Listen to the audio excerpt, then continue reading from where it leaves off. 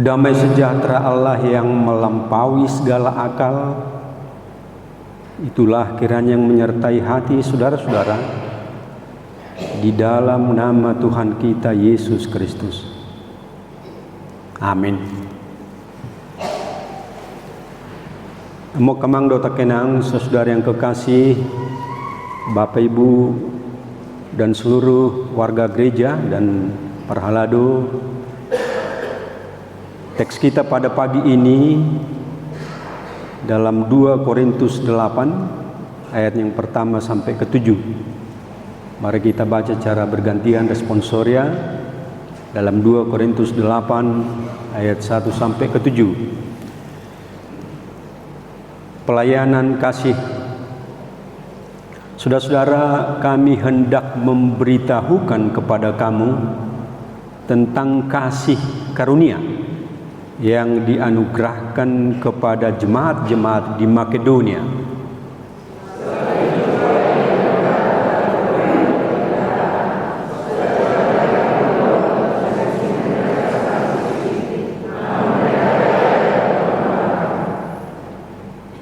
Aku bersaksi bahwa mereka telah memberikan menurut kemampuan mereka, bahkan melampaui kemampuan mereka.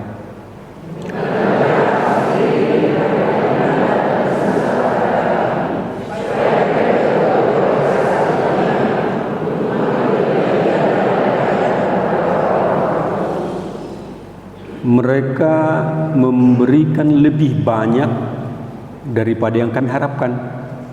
Mereka memberikan diri mereka pertama-tama kepada Allah, kemudian oleh karena kehendak Allah juga kepada kami.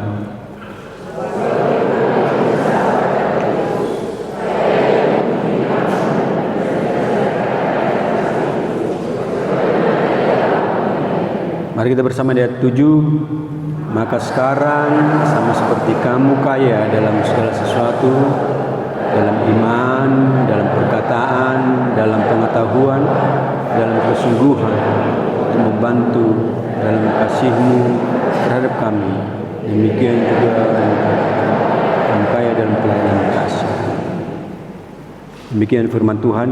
Oras madihamu kamang dota kenang. Teks kita dan topik kita yang menjadi refleksi bagi kita bersama, melayani dengan kasih. Maka izinkan saya menguraikan secara sederhana juga tentang teks kita pada minggu ini. Bapak Ibu Saudara, percaya atau tidak, believe or not, memang dalam kenyataan sekarang ini susah sekali orang mau memberi. Percaya atau tidak, benar atau tidak, apakah pemahaman dan pendapat saya ini salah? Dalam kenyataan sekarang sulit sekali manusia memberikan sesuatu kepada yang lain. Di tengah angka dan konteks kemiskinan kita, bangsa Indonesia ini yang masih menganga 25,90 juta jiwa, kita masih tergolong kepada orang miskin, dan pengangguran kita masih di atas 10 juta jiwa. Dalam konteks seperti ini pasti akan banyak orang menjadi peminta-minta. Banyak orang yang berjuang keras untuk menghidupi kebutuhan dan kehidupannya. Kita bisa bayangkan, kita bisa lihat kenyataan kalau kita makan di restoran, makan di warung, di berbagai tempat, di pinggir-pinggir jalan, apa yang dikatakan barangkali Kus Plus atau Black Bladder, saya kurang tahu, dia pernah mengatakan seperti ini: di tepi jalan si miskin menjerit, hidup yang sengsara, meminta-minta. Mereka ada di berbagai tempat. Mereka akan datang ke berbagai tempat, bahkan ke gereja dan ke lembaga-lembaga juga mereka akan ada. Itu sebabnya saya katakan, benarkah? Believe or not? Percayakah atau tidak? Semoga asumsi saya ini salah. Tetapi inilah Bapak Ibu kenyataan yang kita hadapi di tengah kita bergereja dan di tengah kita hidup. Bahwa semakin banyak orang yang hidup meminta sedekah. Saudara, Bapak Ibu sekalian, bagaimanakah sikap kita sebagai orang percaya, sebagai orang Kristen? Apakah kita harus menyingkir dan apakah kita harus mengatakan itu sedang maho haru dihami kurang, kami aja kurang, kami aja tidak berkecukupan, datang lagi kalian untuk meminta dari kami? Adakah sikap seperti ini yang dipinta oleh ajaran-ajaran Kristiani, agamawi, atau bagaimanakah kita harus bersikap di tengah kehidupan kita sebagai pengikut Kristus, sebagai orang Kristen? Sebenarnya teks ini mampu menginspirasi kita, mengajar kita, memotivasi kita berlaku dan bertindak Kristiani, menyikapi persoalan sedemikian, menyingkir atau memberikan hati, menyingkir atau peduli. Itu yang bisa kita lihat dalam pelayanan kasih dalam teks kita pada Fatsal 8:1-7 ini, bercermin dari kemurahan hati warga Makedonia. Kita harus lebih paham siapakah sebenarnya Makedonia ini, warga-warga Makedonia, sehingga mereka mampu menginspirasi semua orang, memotivasi orang untuk berkenan memberi dan memberi. Kita lihat apa yang mereka lakukan. Dalam runutan ayat 1-7 jelas. Ternyata orang Makedonia adalah buah hasil penginjilan Paulus. Makedonia di daerah Yunani, di dalam pemerintahan Kekaisaran Romawi yang masih menindas warga. Itu sebabnya dikatakan mereka sengsara, menderita, selagi dicobai dengan berat dalam berbagai penderitaan. Itu yang mereka alami, tertindas, dicobai, teraniaya warga Makedonia. Tetapi apa yang bisa mereka lakukan di tengah siksaan, di tengah penderitaan? Kita lihat Bapak Ibu Saudara, selagi dicobai dengan berat dan berbagai penderitaan, sukacita mereka meluap. Meskipun mereka sangat miskin, namun mereka kaya dalam kemurahan. Ayat 2. Ternyata Bapak Ibu, apa yang mereka alami, penderitaan dan kesengsaraan sekalipun, tidak akan mampu membendung kemurahan hati untuk memberi. Ini patut kita garis bawahi Bapak Ibu Saudara. Sekali lagi, di tengah kesulitan apapun yang mereka alami, lantas ayat 2, di tengah percobaan berat, di tengah penderitaan, dan di tengah kemiskinan,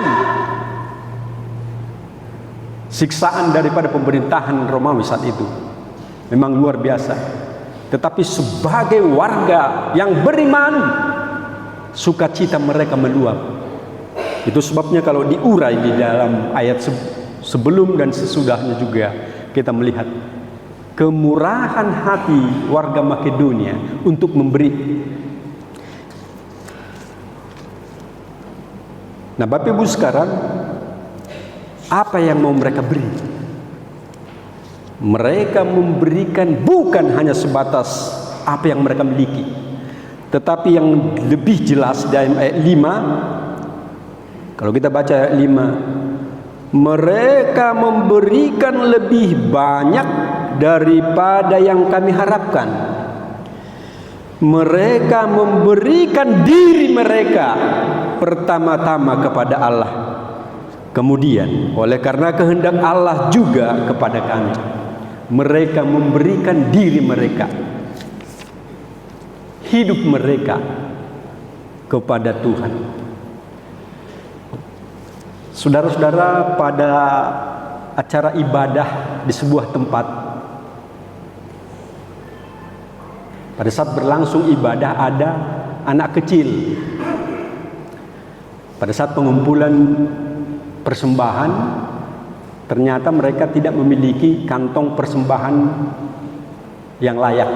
Jadi mereka gunakan sabong. Jadi sambong itu juga dijalankan, dan persembahan umat dikumpulkan ke dalam sambong, sambil sambong itu juga berjalan seperti ini. Pada saat giliran anak-anak kecil, saat itu anak kecil juga ikut beribadah, ada beberapa orang, mereka menerima, ternyata bukan uang yang diberikan, anak kecil ini masuk ke dalam sabong. Ini kalau kalian saudara baca juga apa pengalaman daripada saudara kita Bapak Sukamto Libong. Jadi orang tuanya juga keberatan. Kenapa kau masuk ke dalam? Keluar. Itu bukan tempat permandian. Itu tempat persembahan.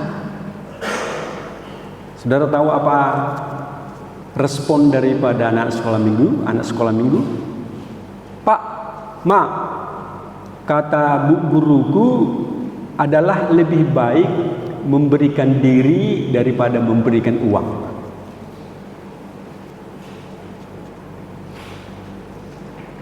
Adalah lebih baik memberikan hidupku daripada memberikan uang. Jadi kalau kita hubungkan dalam ayat 5, mereka memberikan lebih banyak daripada yang kami harapkan. Mereka memberikan diri mereka. Barangkali ini juga yang dibaca anak-anak kecil tadi. Mereka memberikan diri lebih daripada apa yang diberikan. Nah, Bapak Ibu, inilah Makedonia. Inilah iman, kepercayaan, keyakinan warga yang tertindas Makedonia, memberikan dari hati, kemurahan dari hati, tidak memandang apa yang mereka miliki, tetapi lebih daripada mereka miliki, walau dalam goncangan, siksaan, penderitaan sekalipun tidak menjadi soal. Bukan mampu membendung hal-hal pemberian menjadi berkat bagi yang lain. Menarik Bapak Ibu saudara-saudara, kalau kita lihat bagaimana mereka mengumpulkan dana membantu jemaat Yerusalem. Jadi Yerusalem saat itu mengalami kesengsaraan juga. Mereka tidak bisa makan secukupnya karena terjadi haleopotir yang luar biasa, terjadi kelaparan. Jadi karena warga kita juga terancam kelaparan di Yerusalem saat itu, dalam kemurahan hati Makedonia, warga Makedonia yang tersiksa, termiskin, tapi dalam kerendahan hati, kemurahan hati, mereka memberi. Inilah teks kita ini, saudaraku. Kita lihat apa yang bisa kita simak, apa yang bisa kita teladani, apa yang bisa menjadi motivasi bagi kita, mulai dari ayat yang pertama. Di ayat 3, aku bersaksi bahwa mereka memberikan menurut kemampuan mereka, bahkan tidak hanya kemampuan, melebihi kemampuan. Di ayat 4, dengan kerelaan sendiri mereka meminta dan mendesak kepada kami. Mendesak. Jadi bukan jual mahal.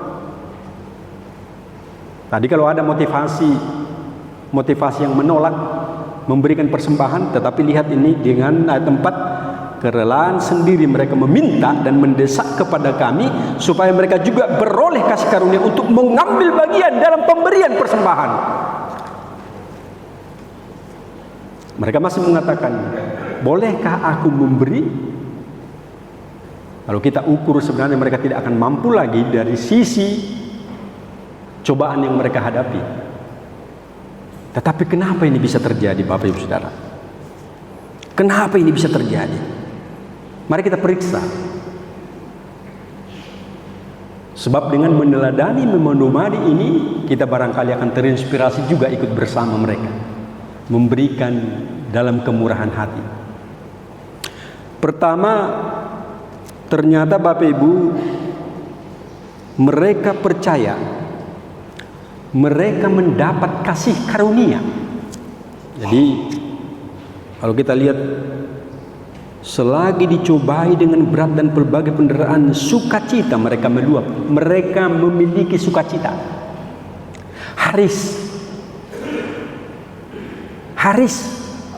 Karisma, pemberian yang tidak terduga, pemberian kasih daripada Allah. Mereka di dalam goncangan masih menerima sukacita.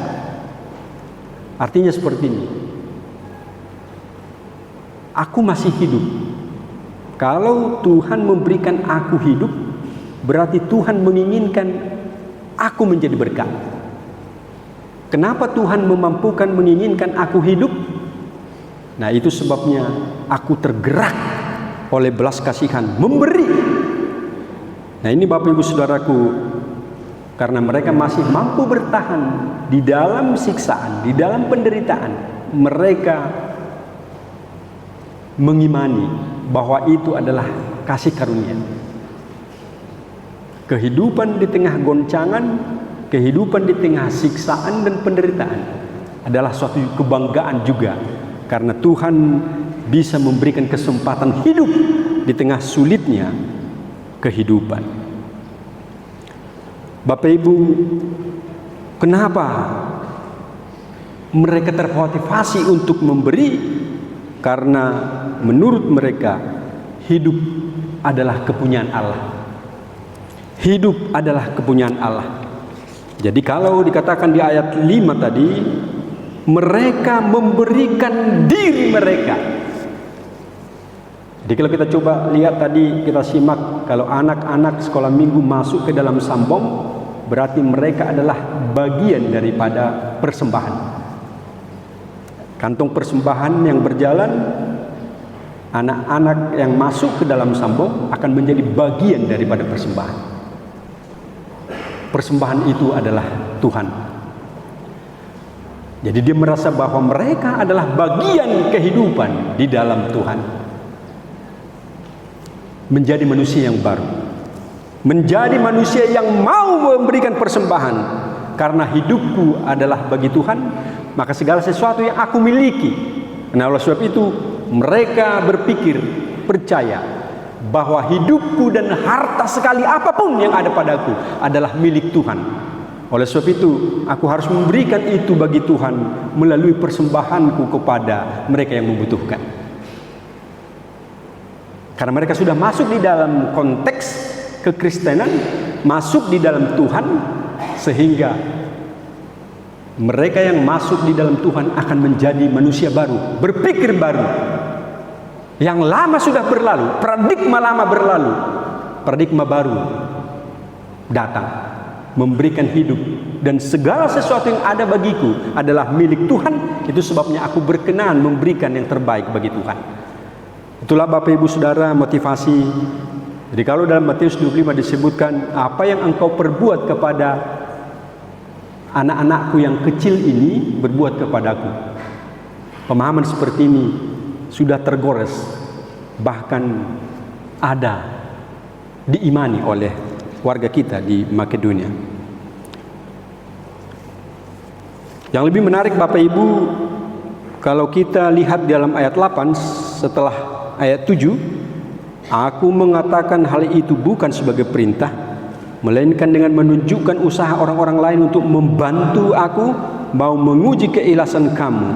Ayat 9, karena kamu telah mengenal kasih karunia Tuhan kita Yesus Kristus, bahwa Ia yang oleh karena kamu menjadi miskin sekalipun Ia kaya, supaya kamu menjadi kaya oleh karena kemiskinannya.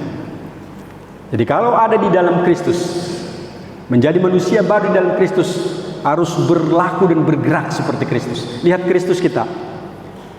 Kristus di dalam kemahaagungannya, di dalam kebesarannya, di dalamnya, Kristus turun ke bumi, meninggalkan kemahaagungan, kemahakayaan, kemahasegalanya, turun ke bumi. Sehingga Yohanes 3:16, for God loved the world so much that He gave His only Son, so that everyone who believes in Him may not die, but have eternal life. Eternal life.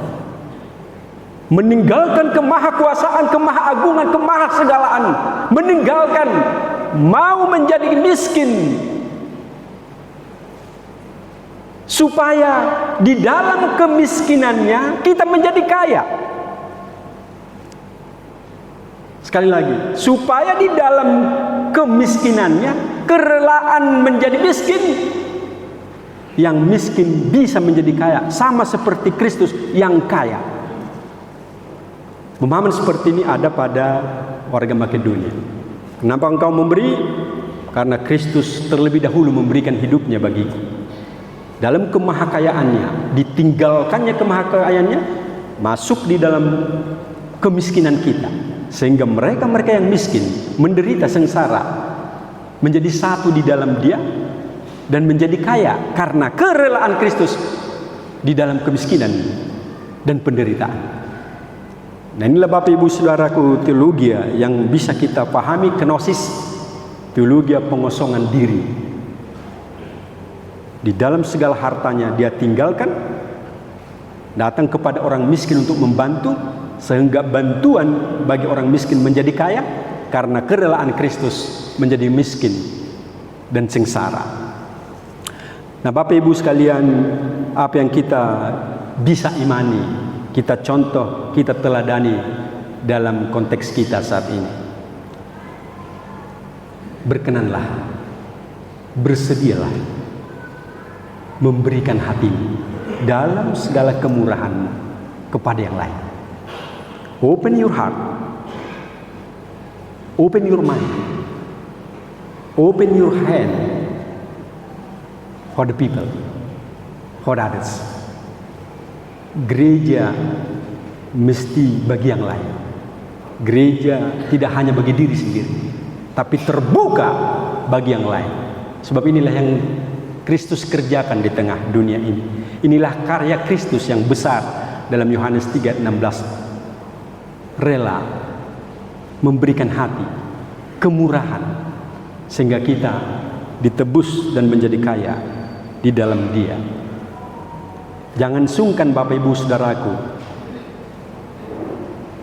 Sekali-kali tidak perlu berkata, nah asing majo, unang majo hami, kami masih butuh. Jangan sekali-kali Bapak Ibu Saudaraku. Berkenanlah memberikan. Kita lihat peristiwa Elia dan janda miskin. Elia dan janda miskin di Israel saat itu dalam kondisi kelaparan, paceklik, kekeringan terjadi. Lihat kehidupan janda miskin ini. Janda miskin di Israel tak punya apa-apa, tinggal hanya segenggam tepung, dan tinggal hanya sedikit minyak di dalam botol kecil. Tapi lihat, Elia masih berkenan meminta, berikanlah aku makanan, berikanlah aku minyak. Kalau kita baca dalam 1 Raja 17 ya, 1 Raja 17 ayat 7-24, peristiwa ini memang sangat menginspirasi kita. Berkenankah janda miskin ini memberi? Adakah dia menolak? Elia, aku memiliki tinggal segenggam tepung. Aku hanya memiliki tinggal sedikit minyak. Ini cukup untuk anak-anakku. Dan kalau kami sudah memakan ini, menggunakan ini, kami akan mati. Tetapi apa kata Elia? Lakukanlah. Lakukanlah di dalam Tuhan. Janda miskin tidak menolak. Dia melakukan yang terbaik. Apa yang terjadi Bapak Ibu Saudara-saudara? Setelah dia memberikan dalam kedalaman hati, kemurahan hati kepada Elia, ternyata berlebih.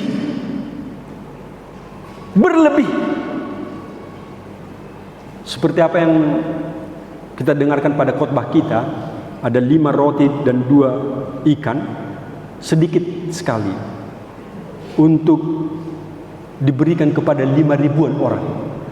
Tapi lihat bagaimana Tuhan berdoa, menengadah ke atas langit, meminta kebesaran Tuhan. Apa yang terjadi? 5 plus 2 sama dengan 5.000, lebih besar dari 12 bakul.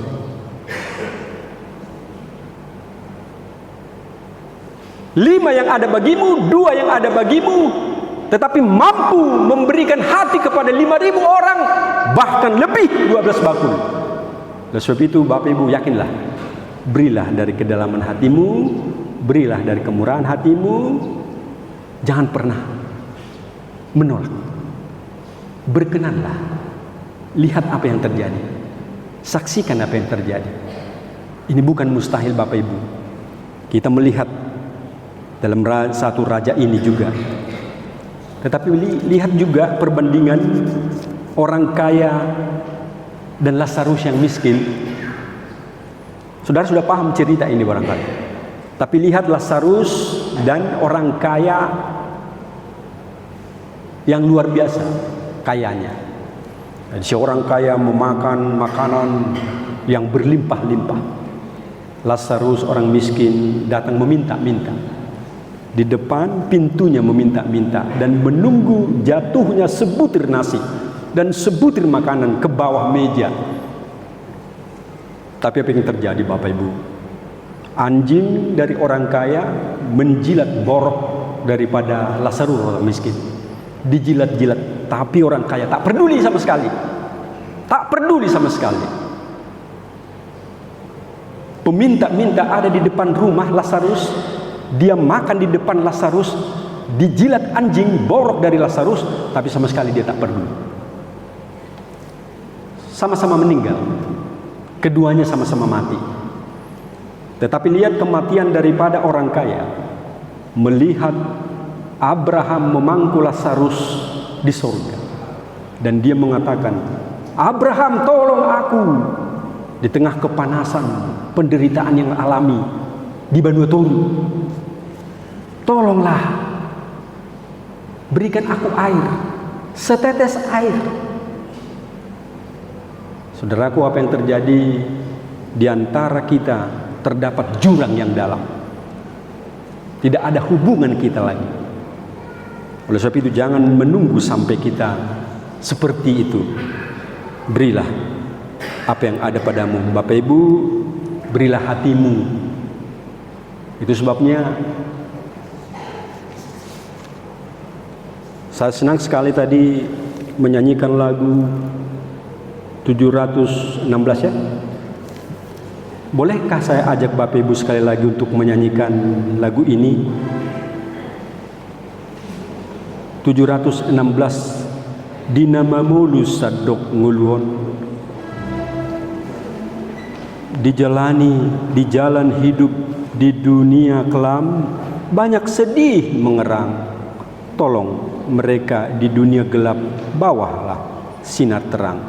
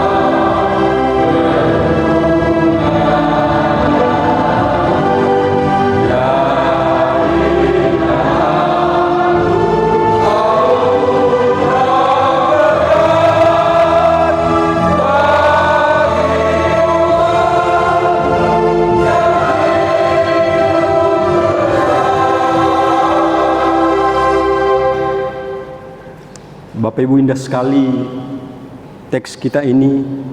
Pakailah aku jadi hamba-Mu, bawa terang ke dunia gelap. Jadikanlah aku saluran berkat bagi umat-Mu yang hidup resah. Saudara-saudara, pada kesempatan ini saya akan berbagi bahwa anak-anak kita, anak-anak kecil PAUD Oberhausen di Samosir sedikit agak resah karena mereka berdesakan untuk ikut bermain di sebuah tempat di belakang kantor distrik.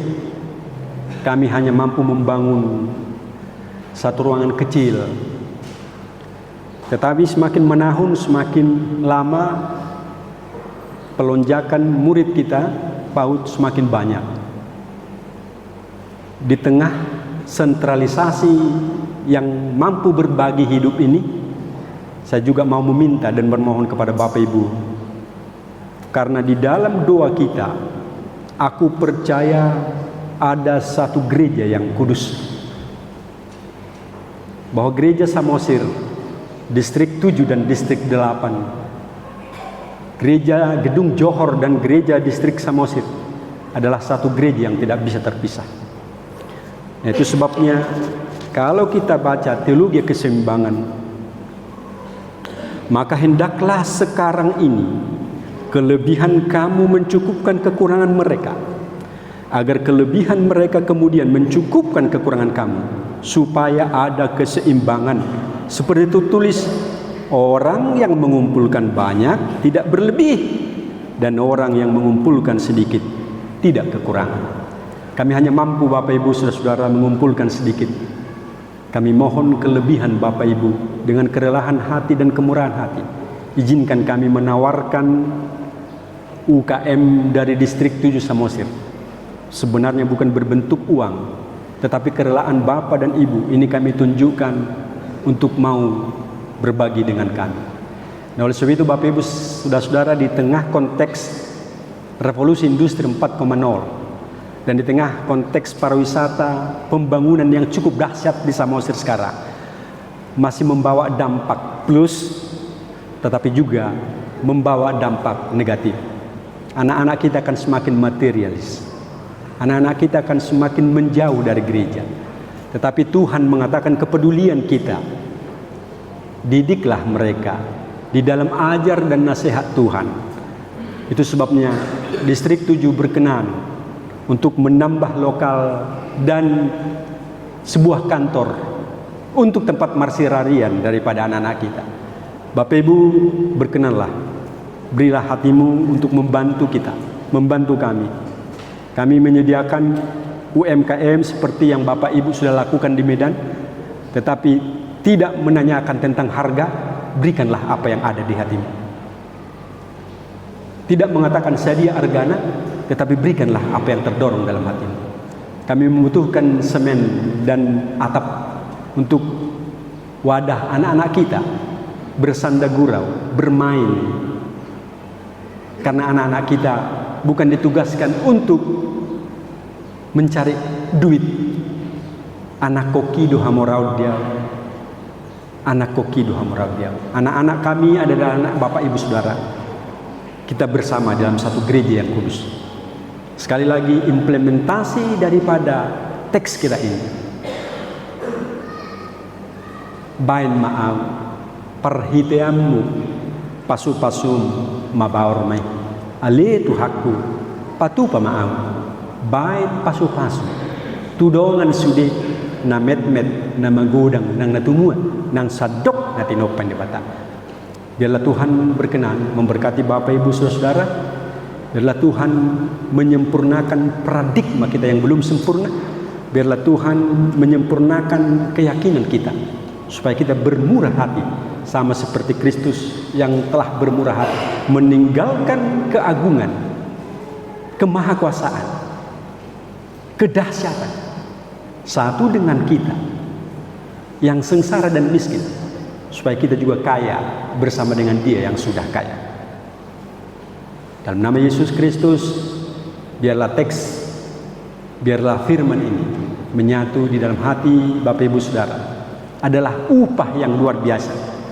Meleakhi 3 ayat 10. Meleakhi 3 ayat 10. Bawalah, kumpulkanlah persembahan itu kepada gerejaku. Anak-anak kita adalah gereja yang kudus. Bawalah, kumpulkanlah persembahan itu. Ujilah aku, kata Tuhan kita. Aku akan membuka tingkap-tingkap langit untuk memberikan berkat bagimu sekalian, supaya engkau memperoleh berkat yang melimpah di tengah kehidupan. Yakinlah Bapak Ibu Saudara, memberi dengan baik, pasti Tuhan berkenan akan memberikan yang terbaik juga. Tuhan memberkati kita. Amin.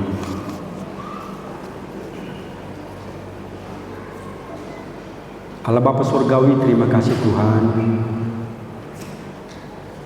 Kami percaya bahwa Engkau satu-satunya menjadi teladan bagi kami. Kami melakukan karena Tuhan lebih awal melakukannya. Kami memberi karena Tuhan Maha Murah lebih awal sebelum kami. Tuhan, sempurnakanlah kepercayaan kami. Kami sudah menyatu di dalam Engkau. Kami mengetahui Sakeus bertemu dengan Engkau. Tetapi apa yang terjadi, ya Tuhan? Setelah bertemu dengan Engkau, Sakeus mengatakan, setengah dari hartaku akan kuberi bagi orang miskin. Kalau aku mengambil yang tidak pantas, 4 kali lipat akan kubayar. Pengakuan seperti ini Tuhan menjadi pengakuan juga bagi kami. Sempurnakan kami ya Tuhan, supaya kami juga mampu memberi, rela. Terima kasih Tuhan, bantulah sentralisasi HKBP ini yang telah saling mencukupkan dengan yang lain, saling memberi di dalam kekurangan dan kelebihan, sehingga ada keseimbangan.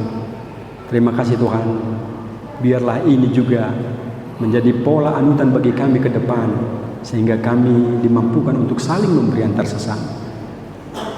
Ya Bapa Surgawi, berkatilah Bapak Ibu kami ini yang datang dari berbagai tempat. Berkati mereka Tuhan, pekerjaannya, kehidupannya, anak-anaknya, apa yang mereka rencanakan juga menjadi berkat bagi Tuhan. Anak-anak kami mulai dari yang kecil sampai yang tua. Kami berdoa bagi Tuhan, berkati mereka Tuhan. Terkhusus kepada perhaladu kami ini yang memberikan hati dalam pelayanan gereja-Mu. Berkati Tuhan, mampukan mereka, berikan kekuatan untuk menopang iman daripada saudara-saudara kami ini, membawa dan mendekatkan warga ini kepada Tuhan, sehingga kami beroleh kehidupan yang layak, memperoleh sukacita di dalam nama Tuhan. Berkati Tuhan pimpinan gereja-Mu ini, pendeta resort, dan segala pelayanan, semua pelayan, dan memberikan hati dan pemimpin-pemimpin kor. Kami berdoa kepada Tuhan, berkati mereka. Hanya dalam nama Yesus kami berdoa kepada Tuhan. Amin.